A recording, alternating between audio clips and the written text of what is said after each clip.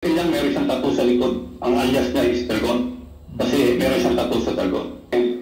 General Albayalde, Chief PNP Albayalde, General Bato de la Rosa, Aaron Aquino, at Oscar Albayalde, wala silang ginawa doon sa report. Colonel Asierto, if you are present.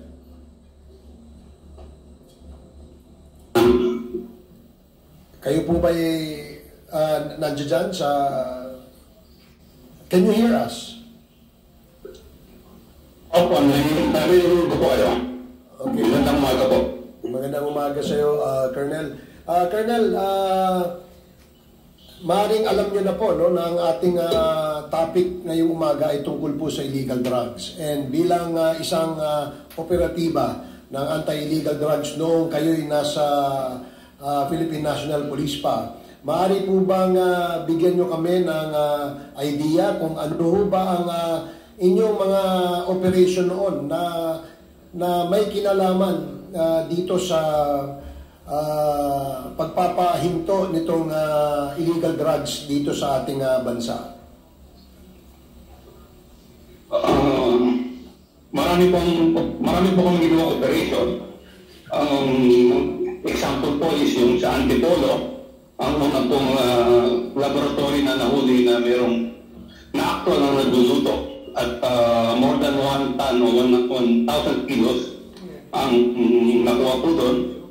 Meron din po kami nakuha laboratory sa Mandawi, Cebu. Excuse me lang po, wala ho kasi kayong video eh. Pwede bang, can we ask the technical, pwede bang may video? Yan. And kayo, nakikita niyo po ba ang komite, Colonel Asierto? Hindi po. Hindi ko po nakikita. So, can you please, pero naka-on po ang video ko. Ayan. Can you please, technical? And before that, abang inaayos pa mo ng technical, may we ask you to take your oath, Colonel Asierto. Consent, please administer the oath. Sumabay po ako kanina. Nag-oath ka na kanina? Sumabay po ako para save time po. Hindi po namin nakita kasi, Colonel, so pwede po ba nating ulitin? Nang sa ganun, may record po kami na kayo po sumumpa at nag-oath. Yes, Mr. Chair. Sir, can you please raise your right hand? Do you swear to tell the truth, the whole truth, and nothing but the truth in this congressional inquiry, so help you God? Yes. Thank you, Mr. Asierto. Okay, thank you, Colonel Asierto. Pwede po bang ulitin ninyo inyong report kanina? Mabiting lang po yung mga ibang naalala ko ang operation namin. Una po yung sa Antipolo na unang pagkakataon na mayroong nahuling akto na nagluluto sa loob ng Cebu Laboratory at sobra 1,000 kilos ng Cebu ang nakuha doon. Sumunod isang Mandawi, Cebu na mga more than 16 yata na foreign nationals na nandun na mix. Meron Indonesia, Malaysia. Then yung famous na Cebu Tiangge sa Pasig. At ang isa pa ay ang sa Davao, sa Daway, Davao City, na nabas namin ang Cebu Laboratory doon noong 2004, December 31 po. Yun lang po yung marami pa ako kaya hindi ko na po maalala, pero yun po yung mga significant na trabaho namin. Sige, maraming salamat po, Colonel Asierto. Ang aming pong mga kasamahan dito ay gusto rin po magtanong sa inyo. And the first to interpolate is Congressman Benny Abante. You are recognized, Congressman Abante. Magandang umaga sa iyo at Colonel Asierto. Magandang umaga po. Kayo po pala ay na-assign na sa iba't ibang PNP stations, ano po? Sa totoo totoo po, ako po lagi naka-assign sa mga task forces. Hindi po ako na-assign sa station o sa probinsya. Lagi pong special unit yung aking pong assignment. At kayo po, Anti-illegal drugs sa PAOP. at kayo po ay nasa ilalim ng sino pong opisyal, usually? Sa isa lang po ba kayo nasa ilalim sa opisyal o ilang opisyal lang nasa, kayo po ay nasa ilalim nila? Ang boss ko po ay yung mga direktor namin, direktor ng ICOT o Task Force Commander na sila General Agripay hanggat umabot kay General Bacalso, General Vic De Leon, General Kakla. Then bandang huli na, ang pinakahuling boss ko po ay si Colonel Pero, si General Mijares. Yun po ang mga naging boss ko po. Alam po ba nila ang inyong involvement sa mga operasyon na ito? At alam po ba nila ang inyong mga in-expose recently? Involved po ba sila dyan o hindi po? Ako po, hindi man po ako nagtatrabaho ng alam ng boss ko. Alam po nila lahat yun. Kung ang tinutukoy niyo po ay tungkol dun sa report na ginawa ko tungkol kay Michael Yang at kay Alan Lim. Alam po yan ng aking director during that time na si Director Mijares. Meron po ba silang ginawang report tungkol dito o kayo po ba ay sinang nag-agree po ba sila sa inyo o sila po ba ay sumang-ayon o nakasama kayo upang i-expose itong mga bagay na ito? Kasi yung palat po, sinabit ko po ang report ko kay General Bato, pero wala po nangyari. Hindi po niya inaksyonan. Iba po ang ginawa niya. Ang ginawa niya is ang kinausap niya ay si Alan Lim.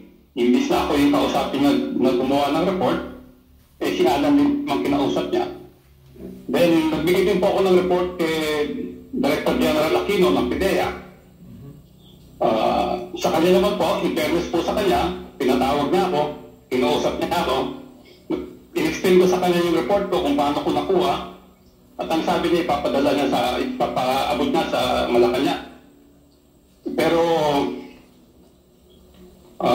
nung pumutok na po ito, medyo nag-deny po siya na ang sabi niya is hindi niya maalala kung kanino niya binigay sa Malacanang. Nakakapagtaka naman po noon Napaka-importante yung report. Kaya alam kung kanino iniwan yung report, kanino ibinigay. Then nagbigay din po ako ng report kay General Albayalde, Chief PNP Albayalde. At nung una, dininay niya, ganun din, dininay niya nung una, pero nung sinabi niya mayroong litrato, medyo nakaalala niya. So inamin din niya, pero wala siyang ginawa. Katulad nila General Bato de la Rosa, Aaron Aquino, at Oscar Albayalde, wala silang ginawa doon sa report. Talagang pinabayaan nila yung report. Then, hanggang sa umabot na yung hindi nila ma-dispute yung aking report, ang ginawa nila is ako yung sinaraan. Sinaraan ako at yung team ko. At dahil nga doon, yung isang kasamahan ko na gumawa ng report, binukot, si Captain Lito Perote, hanggang ngayon nawawala. At ang isa ay binaril, namatay, si retired Master Sergeant Jerry Liwanag. Wala pong umaksyon sa report ko. Ano po ang posisyon ni Senator Bato de la Rosa nung kinausap niyo siya tungkol sa bagay na ito? Siya po ang chief PNP noon, pero hindi po kami nag-usap ni minsan tungkol sa report ko. Hindi niya ako kinausap. Ang kinausap niya ay si Alan Lim o si Lim Wenxiong. Yun ang kinausap niya. Kung hindi po kayong Tapos- kinausap ni Senator Bato, paano po niya nalaman ang inyong operasyon? Nalaman niya po na meron akong report dahil meron po nagsabi sa kanya na meron akong report tungkol kay Lin Wenxiong o Alan Lim. Nalaman niya yung report na kay Director Pascolan. Tinawagan niya po si Director Pascolan at pinakuha niya yung report ko. Nalaman ko po ito kasi tinawagan ako ni General Pascolan. Tinatanong ako kung nag-usap kami ni Chief PNP Bato that time. Kasi bakit daw pinapakuha yung report ko. Ang sabi ko kay General Pascolan, sir, hindi po ako pinakausap. Hindi ko po alam kung paano niya nalaman na meron akong report na ibinigay sa inyo. Noong pong 2017, sino po ang Director General ng Philippine National Police? Si Bato rin po ba? Yung that time po, siya pa po ang director. At kayo po'y gumawa ng isang Director report, General. kayo po'y gumawa ng isang report noong 2017 na kung saan lumabas ang pangalan ng mga high profile na mga tao katulad ni na Michael Yang at Alan Lim na kilalang parehong malapit kay dating Pangulong Duterte. Tama ho ba ito? Opo, actually meron pa isang pangalan po doon, si Johnson Chua. Johnson Chua. Opo. Ito pong report na ito ay naibigay po kay Senator Bato noong panahon niya. Opo, naibigay po sa kanya. Pero wala po siyang ginawa. Ang ginawa niya po ay ang kinausap niya si Alan Lim. Then kinausap siya ni Michael Yang. Okay. Bakit po niya kinausap si Alan Lim? Palagay niyo? Ang alam ko po is kinonfront niya si Alan Lim at umamin si Alan Lim sa kanya na siya yung nahuli sa Cavite na laboratory na ang pangalan na ginagamit niya doon ay Wen Li Chen. So nga pala, kaano-ano mo si Miss Roslyn, kaano-ano mo si Alan Lim? Your Honor, hindi ko po kilala si Alan Lim. Hindi mo kilala? Hindi po. Okay. So, Colonel Asierto, yung pong Dumul rape, kailan po nangyari ito? Dumul rape? December 31 po, 2004. 2004. Sino po ang Director General ng Philippine National Police noon at that time? Si General Aglipay po. General Aglipay. Okay. Pero po kung isang tanong doon, no? Sino po ba ang mga taong binantayan ninyo sa inyong surveillance? Tungkol dito. Ang prominent po doon na pangalan ay si Alan C. Alan C. Opo. Nasaan po siya ngayon? Wala na po.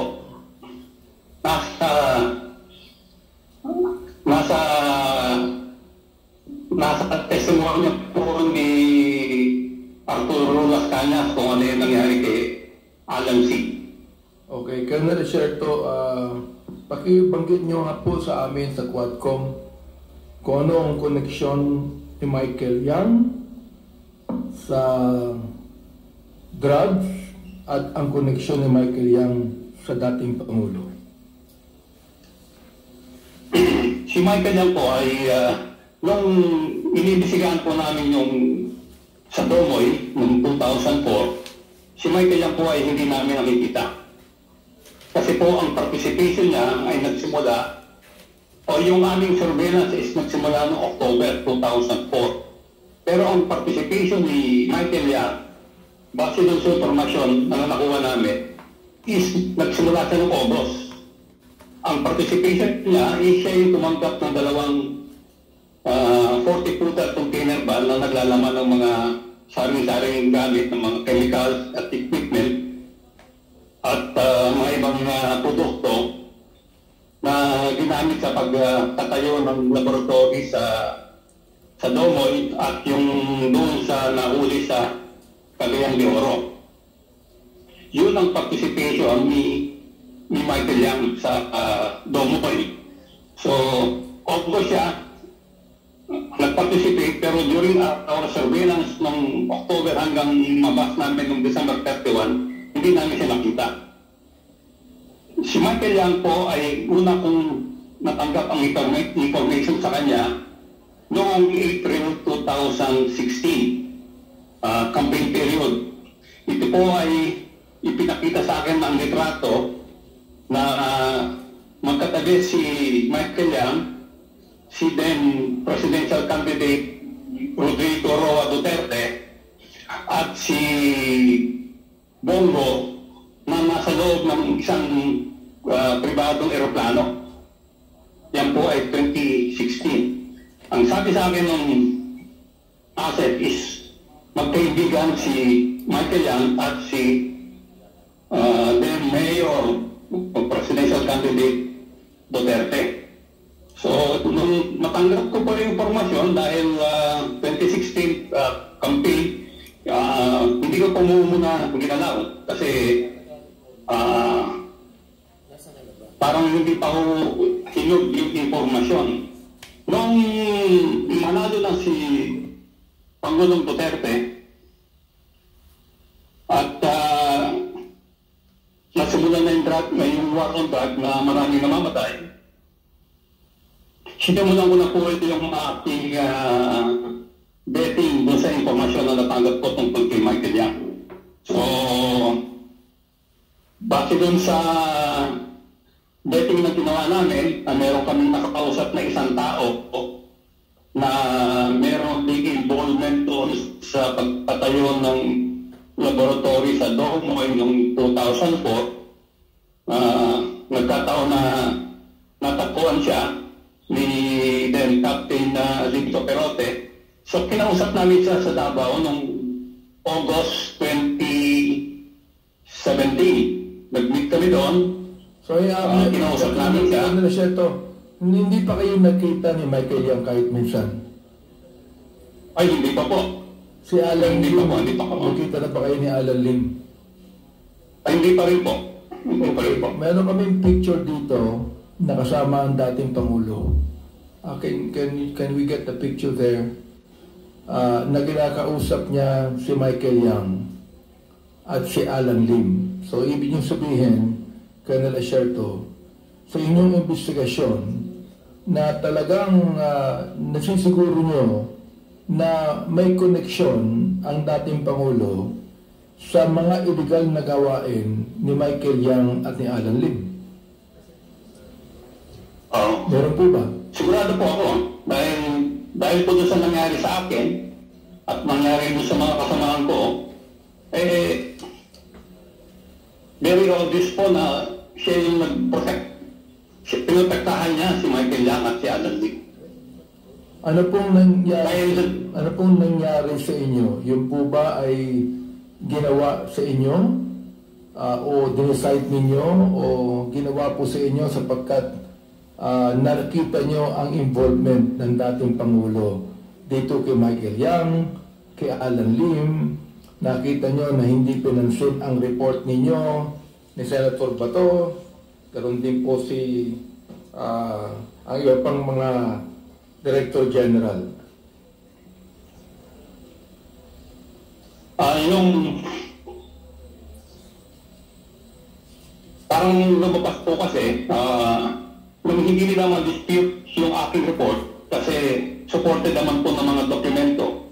May mga warrant of arrest si Johnson Chua, merong court decision si Ewan Lichen o si Alan Lee sa Cavite. So, hindi nila ma-dispute yung report eh. Ang ginawa nila, sinira nila kami. Naglabas sila ng white paper against us, ginawan kami ng matrix. Sino pong gumawa nun? Sino pong gumawa ng mga yan? Alam niyo po ba? Kilala niyo po ba kung sinong gumawa sa inyo ng mga white paper na yan? Sila po ba ay nasa loob ng Philippine National Police? Sila po ba ay mataas na opisyal ng Philippine National Police? Meron po akong suspecta kung sino gumawa. Pero hindi pa po kompleto yung aking ebidensya. Pero alam po namin na siya yung gumawa. Kaya hindi ko po Yung pong white paper ay ginamit ni Pangulong Duterte nung nagsalita siya sa General Santos. Yung papel na winawagayway niya na sinasabing kung ano tungkol sa amin, na ako raw nag-smuggle ng AK-47, nagbigay daw ako ng baril ng AK-47 sa NPA, nakikinap daw kami ng mga Chinese at pinapatubos, at kung ano pang mga pati yung pagpatay sa Koreano, ibinintang sa amin. So, Kailan po dahil nangyari yun? hindi nila kayang Colonel, kailan po nangyari yun? yung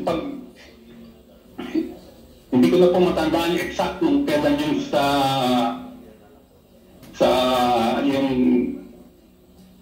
yung kanyang public engagement sa General Santos. Pasensya na po ka, talaga pong medyo mahina po yung aking pag-ala sa date, pero lahat naman po yan is nasa media. Lumabas na po sa media yan. So, lahat po itong sinasabi ko ay nangyari, mabe-verify po sa media. Meron po ba kayong sariling dokumento na nagsasaad na si Michael Yang po at Alan Lim at ang ibang mga PNP chief ay may connection dito sa inyong iniimbestigahan? Ang ginawa ko pong report ay nasa kanila, ibinigay ko sa kanila yung report ko.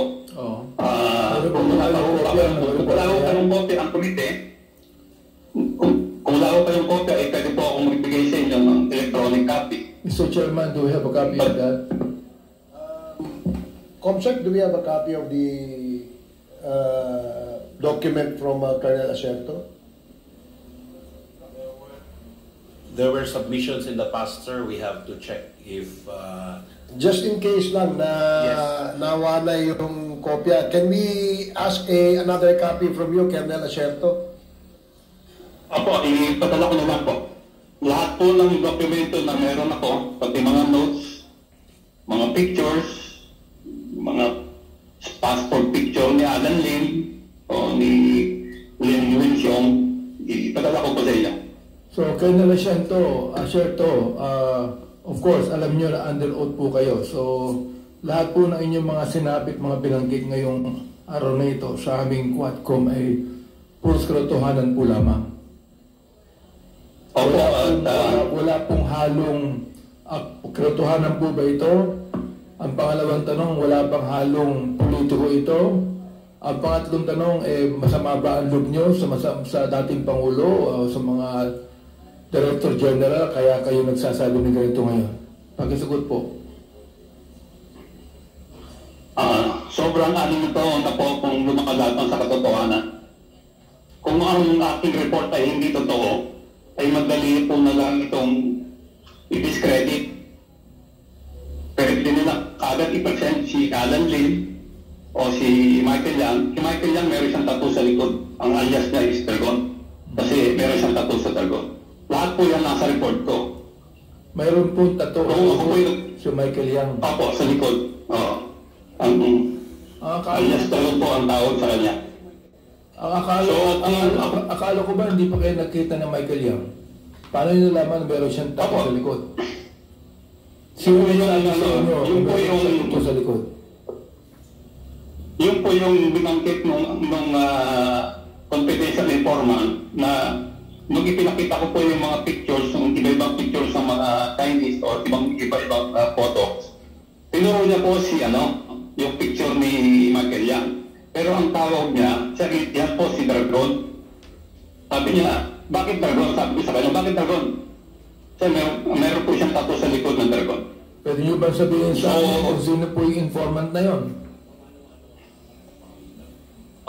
Nandun po yan sa report ko. Nasa report ninyo? Opo, nasa report ko po yun. Kung pwede po, pakibigay po sa amin lahat ng mga dokumento para makita po namin ito. Yan.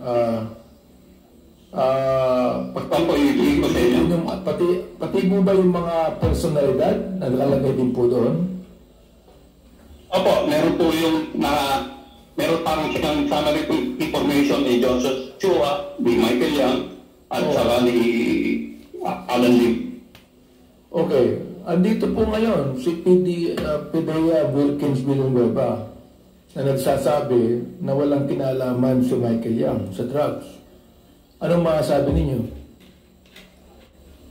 Tama, ano po, si Wilkins Villanueva, hindi man po siya talagang naging, masasabi ko na involved dun sa surveillance casing build-up doon sa Dolomoy.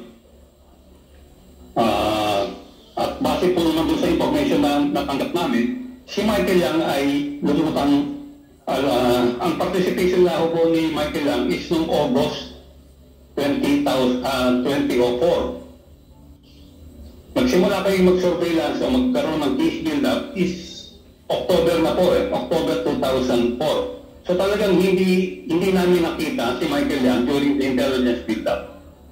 Paano nyo... Tapos yung sinasabi rin ni Wilkins dun sa press con nila sa Malacanang dati, na yun daw pong picture ni Alan Lim, nung mugshot niya, saka yung present picture ni Alan Lim ay malayo.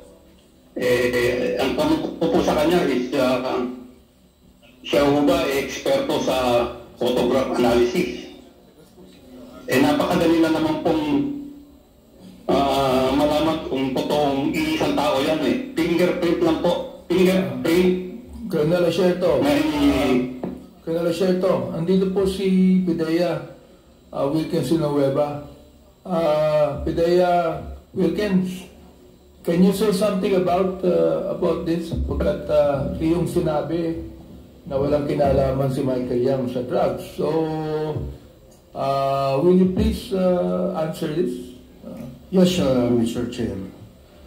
Yung Dumoy Clandestine Laboratory actually started October of 2004.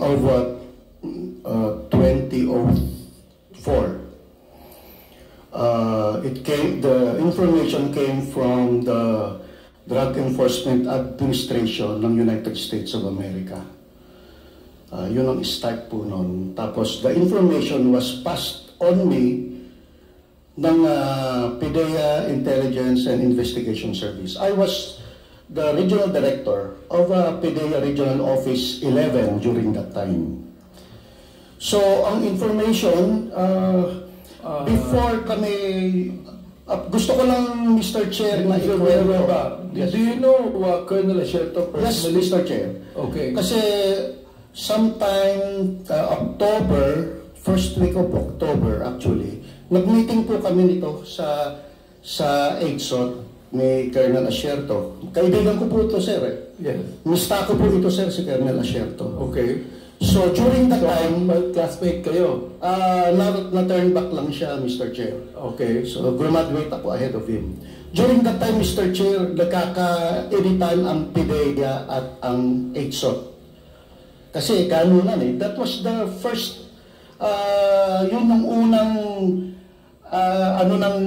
ng PIDEA at EDSOT. So, yun ang problema nyo, nagpapagaling nyo kayo. Yes, during that time. Kaya nga, since mista ko, sir, sana wala nang pagalingan ngayon. Ay, nung time ko, Mr. Chair, wala nang ganun Oo. Noong 2020, wala nang... Hindi ko makakalimutan yung nangyari doon sa Quezon City. Yes, sir. O, can you imagine? Pareho kayong law enforcers. Kayo nagbabarilan. Yes, Your Honor. So, what happened? Nag-case conference kami ni Colonel Asierto. Nasabi niya, may nahagip siyang personality na papuntang Davao. But, naputol doon, Mr. Chair. Until noong October 26, nabigyan ako ng information na may padating na dalawang Chinese national na manufacturer sa Davao. So from the airport, talaga sinundan namin hanggang sa kung saan sila lumapag. PIDEA pa lang po ang nandun. Wala pa pong EDSOT yun. Surveillance ninyo. So, talaga sinundan na namin sila hanggang sa dulo. Ang kagandahan doon, Mr. Chair, is pagdating doon sa pinuntahan nila, that same, yung bahay na pinuntahan nila, that was an apartment. subject po yun ng previous case operation plan ng PIDEA. Sino po yung dalawang Chinese?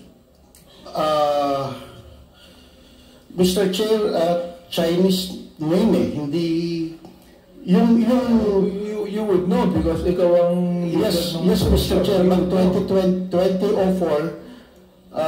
wala na po akong i-find out ko Mr. Chair, and may report kayo niyo sa PIDEA, am I right? Yes, we have we submitted sa PIDEA mga progress report hanggang sa after operation report. Mr. Chair, may I ask that but pipilitin ko Mr. Chair kasi that he submit to us the report, please.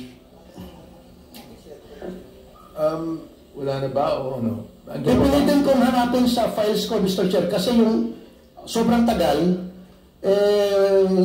most of the laptops na nasa atin na corrupted. So pipilitin kong maghanap, baka na-save ko somewhere along sa mga... So naniniwala kayo walang kinalaman si Michael Yang sa drugs? During that time, Mr. Chair, walang Michael Yang eh. Ang alam ko lang na sinabi ni Colonel Asierto is Johnson Chua, which is both. Talagang subject namin dalawa yon. But there was no Michael Yang during that time. Colonel Asierto, what can you say about that? Sa sinabi ngayon ni General Wilkins. Ano po? Ano Totoo po yung kay Michael Yang na talagang hindi na namin nakita talagang mag-start kayo mag-surveillance ng October.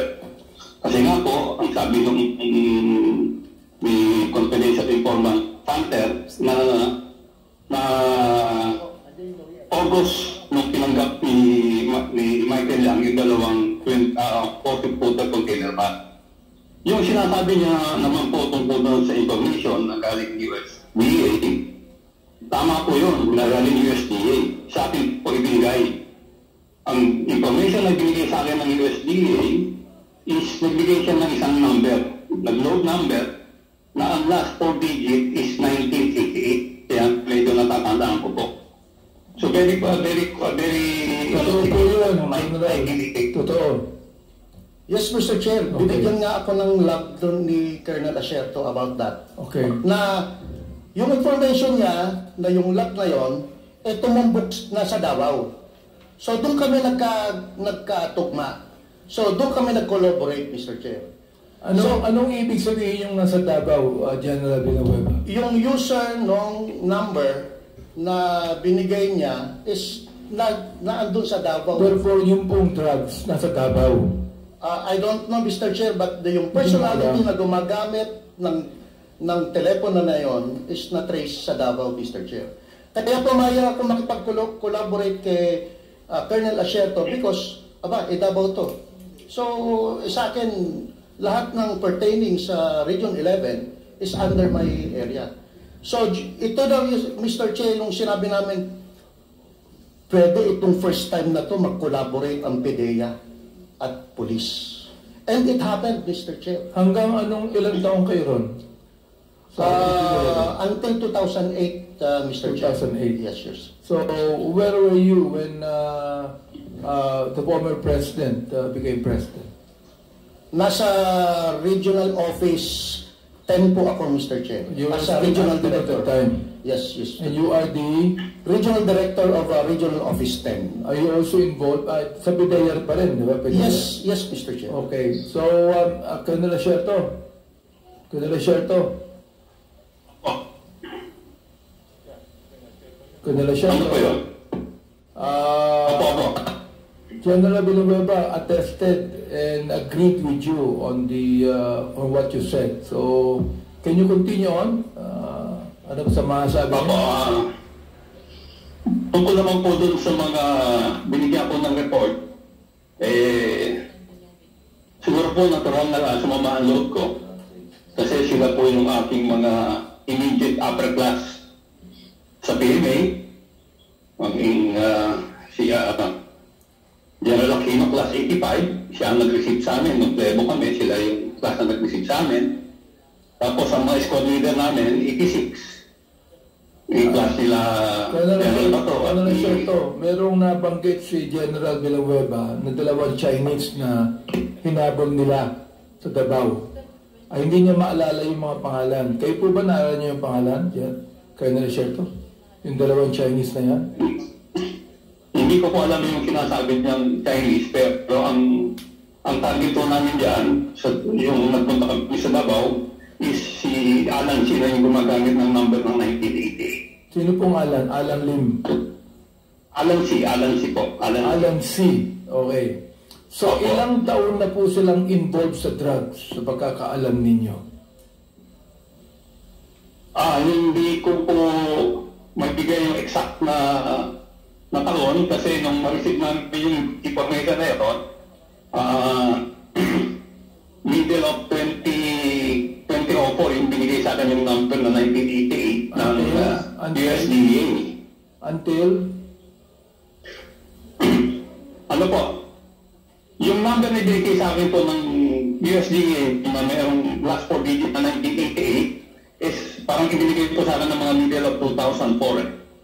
So, pina-verify niya sa akin yun, pinamistikahan. Then, after a couple of months, yung isang asset ko po na dito sa Pilipinas, binigay din po yung same number na involved din daw sa production ng shabu. At ang base so, nila sa Davao, ang kanilang base sa Davao.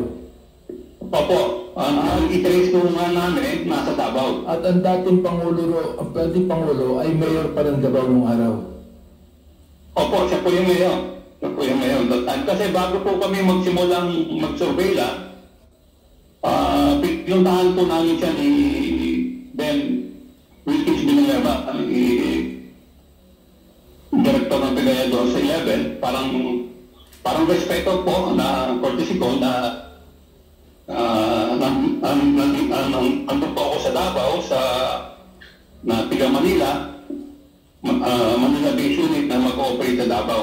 Kasi po nga, mayor at alam pong very supportive siya sa mga anti-illegal drugs operation. So, during that time, wala kayong hinagap, Colonel Sherto at General Villanueva, wala kayong hinagap na involved ang dating mayor po ng Davao sa drugs. Mr. Chair, General Villanueva, sige po. Mr. Chair, talaga supportive. Wala kayong hinagap na involved ang dating mayor sa drugs. Wala po, Mr. Chair. Hindi nyo alam. Actually, during the operation, yung actual operation, Mr. Chair, Yes. nagtayo po sila ng command post just 50 meters away from the clandestine laboratory. Sino po nagtayo? Sila Mayor Duterte, si General Simeon Dizon, Regional Director po siya ng PNP ng Region 11, na andun po yung ibang mga konsehal ng Davao City at na andun po ang media while we were operating on the clandestine laboratory. So, talagang ang iniisip namin, talagang walang involvement ang ating mayor during that time. Okay, Colonel Sherto, what can you say about that? Ako po, meron po ako naririnig na chismis, pero wala po akong nakita ebidensya. At in fairness po talaga, talagang during our surveillance, hindi po nahagip yung pangalan ng mga Duterte. Hindi po namin nahagip yung fairness. Naglalaro lang po ang isip ko dito, no, sapagkat may mga napatay na mga mayor na involved sa drugs, may mga napatay na mga high profile na involved sa drugs. Ano po ba ito? Ito po ba ay to annihilate the competition para isa nilang ang manguna dyan? O ano po bang palagay nyo?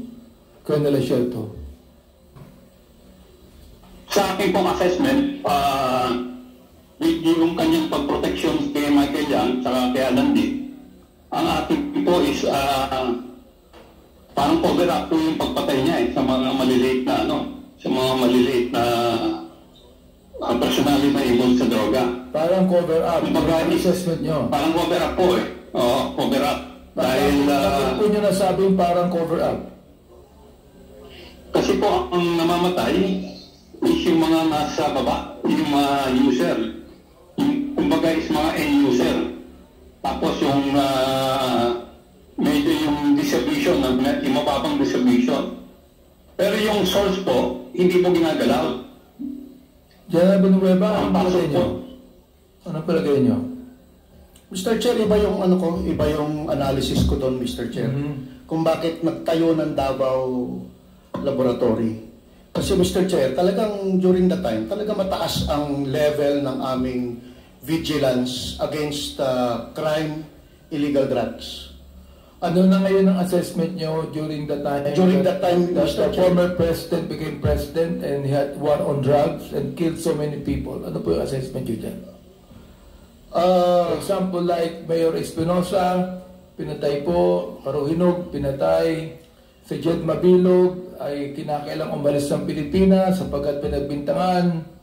Ano po ang assessment nyo? Mr. Chair, hindi ko I cannot